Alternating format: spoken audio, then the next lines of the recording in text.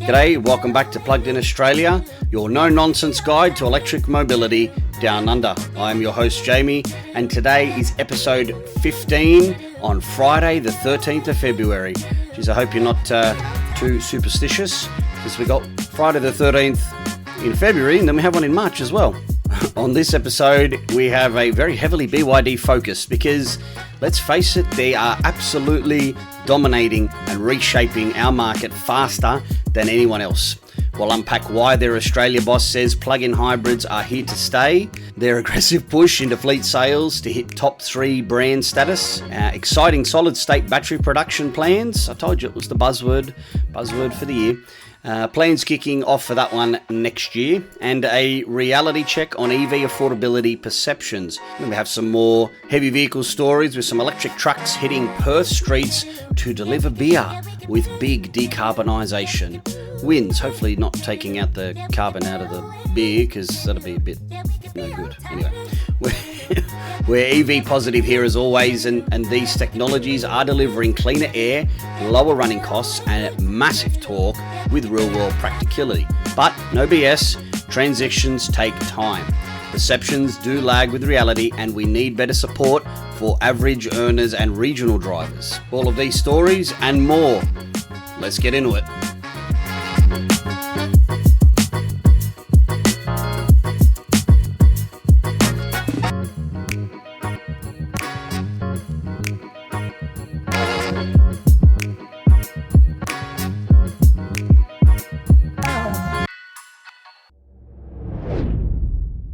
Alright, leading off with straight talk from BYD Australia's top exec on why plug-in hybrids, PHEVs, aren't fading anytime soon. In a recent interview, Chief Operating Officer Stephen Collins made it clear PHEVs will stay a core part of the lineup for years, providing that crucial bridge for drivers not quite ready for full EVs. Collins said, "I agree that they make sense for the average driver. I think it's just a great solution for those people who don't want to go the full EV thing as yet, for whatever reason that may be, and I think they're just a great solution." End quote. Why vital? Flexibility. PHEVs let you experience electric driving, silent, torque-rich, zero-fuel commutes without range anxiety or solely relying on public charging. Collins noted the plug-in hybrid component just gives flexibility. So I think customers are really voting with their feet in that it really just provides such a good solution for so many of them. In Australia, this resonates hugely.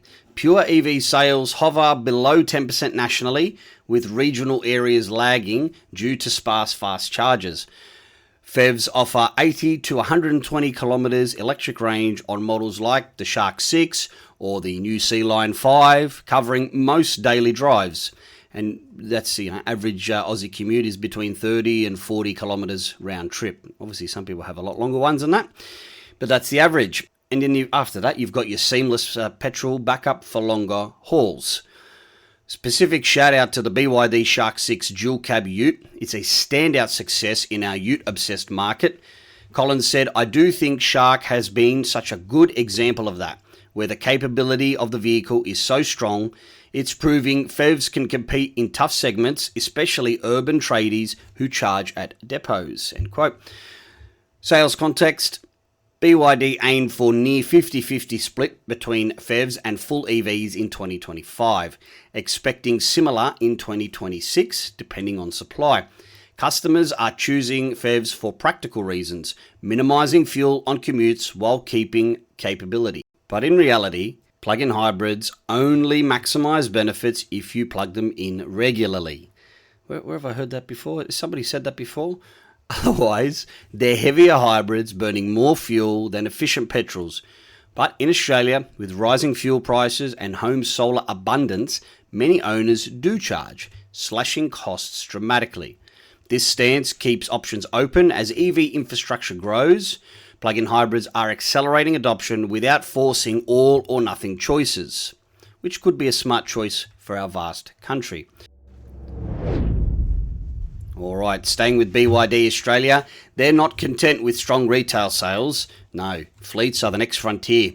Chief Operating Officer Stephen Collins outlined a dedicated push into corporate, government and rental fleets, which do make up around 35% of all new vehicle sales nationally. Current breakdown from last year's 52,415 BYD sales was that 82.8% were private buyers, highest among the top brands. Only 15.9% was business, plus small government, so councils and whatnot, and rental slices totaling 17.2% being fleet related, compared to established players, the industry average being around 35% fleet volume. Collins said, for us, one of the key markets of opportunity is fleet. It's pretty simple. 35% of all new vehicle sales are fleet. It's stable.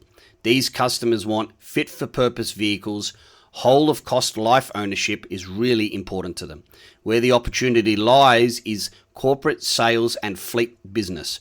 The strong established OEMs are around 35% of their volume is this type of business. For us to date, it's been 10%. Response? Built a proper fleet department with tailored processes, pricing and evaluation tools. Models like the Atto 3, 24.3% fleet, despite 75.7% private. Upcoming cab chassis Shark 6, which we mentioned yesterday or the day before. Current styled version, the tubbed, the style side body, the tubbed one, 86.1% private, but 5th best ute overall. Cheapest C-Line 5, plug-in hybrid, and affordable Atto 1, Atto 2 are fleet friendly. Low total ownership cost, strong residuals emerging, and 95% parts fill rate via expanding warehouse. There's a new 20,000 square metre facility in Melbourne. Some advantages is that fleets prioritise TCO, total cost of ownership. EVs, plug-in hybrids win on fuel and electricity savings, hands down. Lower maintenance, so no oil changes, obviously only on the full electric cars. The NVES compliance credits. BYD's Blade LFP batteries prove durable in high cycle use. What are some of the challenges? Well, fleet buyers scrutinise parts availability, the repair networks, residuals as well. And BYD is addressing those with continued network growth and data. What's the ambition? From 16th in 2024 to 8th now, targeting close to top 3 in 2026 when we add in these fleet gains and additional launches of vehicles. Fleets drive volume stability, influence private trends. Example, ex-fleet used EVs flood the market, giving some affordable EVs, and accelerate charging rollout at depots. More BYD fleets mean more visible EVs on the roads, normalising them. But the road ahead for that isn't going to be easy. Breaking into entrenched fleet space will take time. Toyota and Hyundai absolutely dominate this space, but BYD's value and tech make inroads realistic. Now, this strategy could supercharge Australia's EV shift.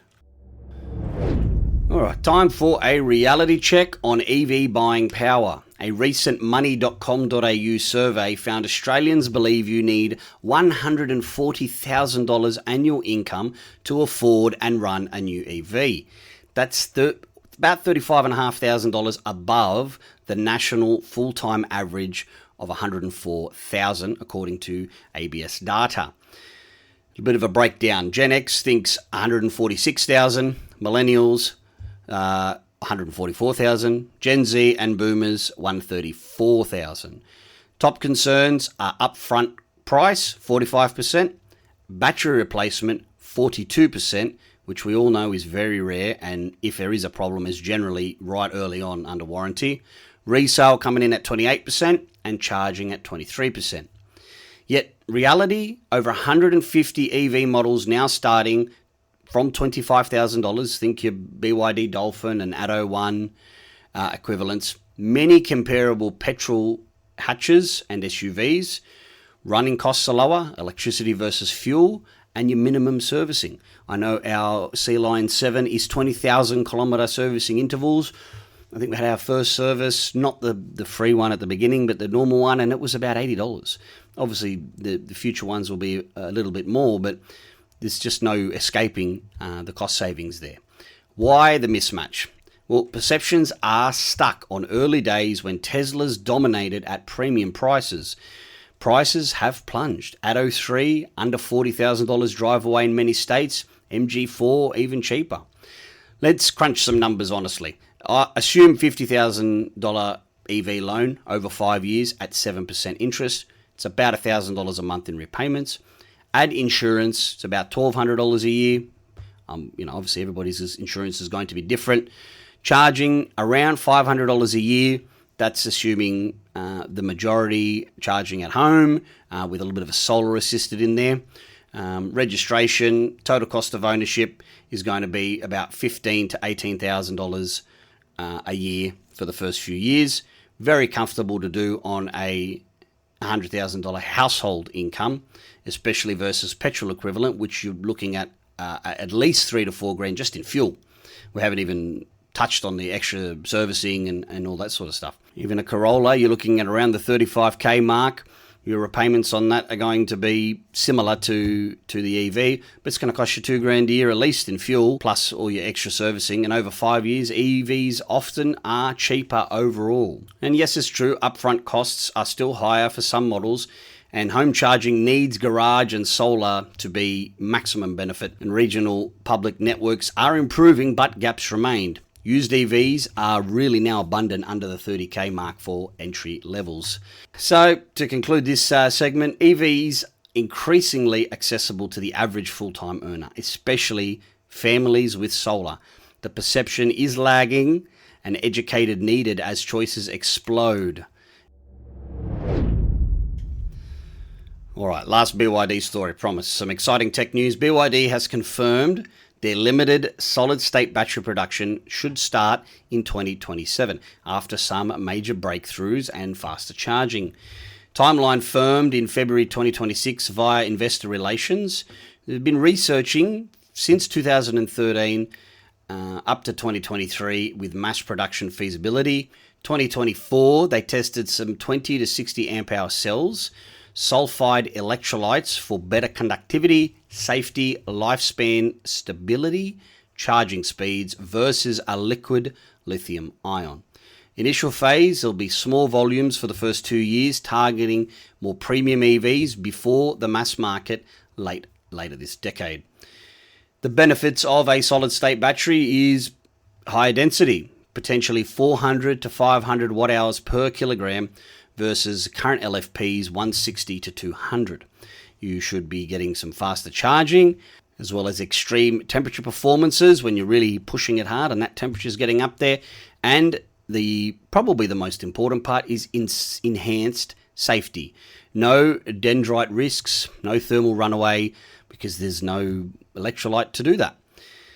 So this is fantastic for Australia. Longer ranges, 800 to 1,000 kilometres of real-world range, not WLTP or CLC, whichever one they use in China. You're going to have rapid charging for road trips. You're going to have, obviously, that safety barrier there. And these are key barriers and objections that people have when it comes to going electric. Competitors, Toyota, Volkswagen, and Mercedes are piloting mid-2020s and mass production in the 2030s. BYD's vertical integration, their FinDreams battery, which supplies batteries not only to BYD, but the Kia EV5 that we have, it has a BYD blade battery in it from FinDreams. And so this will give them an advantage on costs and scale. The limited initial output means premium pricing first, of course. Full affordability will come later. However, it proves innovation pace. BYD not resting on their LFP blade battery success. This could really be a genuine game-changing potential for 2030 for us in Australia with EVs. But just keep in mind, we've been talking about solid-state batteries for a very long time. At least this time it's not coming from Toyota. Toll Group and Asahi Beverages have launched 5 Volvo FE electric rigid trucks in Perth, Australia's largest single-site electric truck deployment for the beverage distribution industry. Operating from Forestfield, DC, delivering over 10 million litres of beer and soft drink annually via 36,000 plus metro deliveries to pubs and bottle shops. Branded for Carlton Dry, VB, Bolter, and etc. So, specifications, these will be 12 pallet taut liners, up to 270 kilometres of range, fully replacing their diesel counterparts.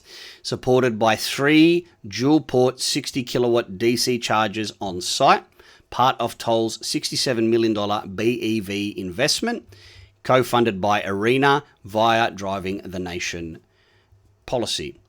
The impact will be 140 tonnes of CO2 saved yearly, which is the equivalent of around 50 family cars. Asahi CEO Amanda Sellers said this investment makes commercial sense and is a big step forward towards sustainable supply chains. Toll's Nick Vrakovsky says, showing how lower emissions transport can be achieved at scale without compromising service reliability, safety, or customer needs. This proves metro heavy EVs are viable and as reliable as diesel. They're quieter and cleaner for urban areas. This sets a template for grocery and beverage fleets nationwide. So, reality, they do have a higher upfront cost and depot charging is key. So these are not really suitable for long haul yet without any advances, but payback via savings and at the moment with the grants. So cheers to some cleaner beers on tap. All right, this segment, not so much news, but a little bit of information for our Queensland listeners, for those who are yet to dive into the EVs or yet to have a charger installed at their house. The state's unique energy regulations around EV charging are very important to understand, especially as adoption grows. Queensland introduced rules in 2024-25 to manage grid impacts from high-power home charging. Unlike New South Wales or Victoria, mostly unrestricted up to 22 kilowatts on your 3-phase. Queensland requires notification or approval for charges over certain limits due to network constraints in some areas. You have a few options. You have your standard 7 kilowatt single phase. For that one, no special approval is needed, but may be limited during peak times under the economy tariff. Your higher powered 11 to 22 kilowatt must use dynamic load management or controlled load management to avoid overloading local transformers. And thirdly, interruptible economy tariff is the cheapest rate, but suppliers can remotely reduce power during spikes. So to get a little bit more technical, a 22 kilowatt charger draws around 100 amps. It's basically like running 10 air conditioners in a street with 10 such homes. That's the transformer overloaded. Dynamic systems communicate with the grid to throttle charging when demand is high. The pros to that, it protects reliability, encourages off-peak charging. You get super cheap rates from 12 a.m. to 6 a.m. and it integrates with home solar. And Queensland is leading the country in solar penetration. Some of the cons, you're going to get slower than unrestricted states. A 22 kilowatt install might be capped at 11 kilowatts or less.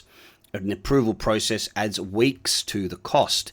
I think at the moment, most EVs, I know with our two, it's on 3. We have a 3-phase charger at home, but it will only draw 11 kilowatts anyway on that 3-phase. So I think at the moment it won't make too much of a difference unless you have something like a Zeekr 7X that can draw the full amount. It's not going to be a huge issue. It's just something that you really need to be aware of. It is a hurdle compared to southern states, but it's necessary given Queensland's geography. As grid upgrades and smart charging matures, hopefully restrictions will ease. So if anybody in Brisbane, the Gold Coast, or regional Queensland, just plan ahead, but do not let it stop you from going electric. An update to a story we brought you earlier was that Toyota had revealed the 2027 Highlander EV, which is known here as the Kluger, a full-size, 7-seat, pure EV. This one is being built in the US.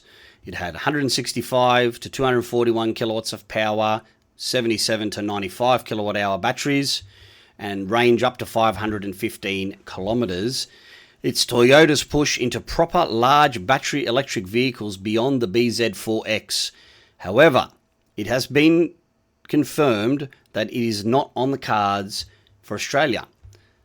They're only wanting to sell the hybrids. Why? Why Toyota? Why Toyota Australia? Size, market size. Large 3-row EVs sell slowly. Kia EV9 does okay, but volumes are very low. And I got to just interject there, and that's really because of the price. A top-of-the-range EV9 GT line is like 140 grand. It's insane. Toyota is saying that we prefer hybrids. RAV4 and Kluger hybrids really do dominate Toyota's sales. And plus, there is no right-hand drive production planned at the moment, which we probably could have just led with. But, we like to put the boot in where we need to. So this will really make a gap in affordable large 7-seat battery electric vehicles. As I said, the Kia EV9, you've got the Volvo EX90, and you have the Ioniq 9. It definitely caused some frustration, this news. It was very exciting to hear about the new Highlander overseas. However, Toyota Australia is a very conservative company, and they weren't just going to jump in like that. And obviously, there's no right-hand drive production being planned at the moment, so it would be supremely expensive. Think of those right-hand drive conversions that are done locally with other vehicles that are not electric, but F-150 and all those big, humongous, quote-unquote, trucks. The cost is astronomical. So without a factory right-hand drive production, I guess it's just not feasible. Onward we go. Some groundbreaking battery tech. Chang'an launched the Nevo AO6, the world's first mass-produced vehicle with sodium-ion batteries. It's got a 45 kilowatt-hour pack, 400 kilometers of CLTC, that was what I was thinking of before, range, which realistically will give you 300 to 350 kilometers. But sodium ion excels in cold temperatures and will retain 90% capacity at negative 40 degrees C versus lithium's 70%. Negative 40 degrees C. Who wants to drive a negative 40 degrees C? Yeah, not sure. These are also cheaper. There is no cobalt, and no lithium. And obviously, it's made from salt. It's an abundant material, ultra safe. CATL will be the supplier for these batteries at a density of 175 watt-hours per kilogram at the moment, and looking to make future gains to get to up around that 500 to 600 kilometer range, obviously with larger packs. It's unlikely to be here soon in Australia. It will definitely hit the Chinese market first. However, Deepal and Avatar, which isn't in Australia, brands may bring it later. Why is this important, Jamie? Why do I care? This really could slash EV prices 20 to 30%. Sodium would be a great LFP replacement for budget models. It's a completely sustainable supply chain and great for our colder areas, Tasmania, southern Victoria winters. The problem is lower density means bigger, heavier battery packs initially, but the cost and safety advantages are huge long term. This proves that alternative chemistries are coming and diversifying beyond lithium. And that's all for our episode today. Thank you so much for coming along for the ride. I hope you learned something, that you're enjoying this podcast. As I say every podcast at the moment, I really would appreciate any feedback you might have. We've got our Facebook page, or if you prefer something more direct, send me an email, info@pluggedinaustralia.com.au. And until next time, stay plugged in and stay charged. Ci vediamo.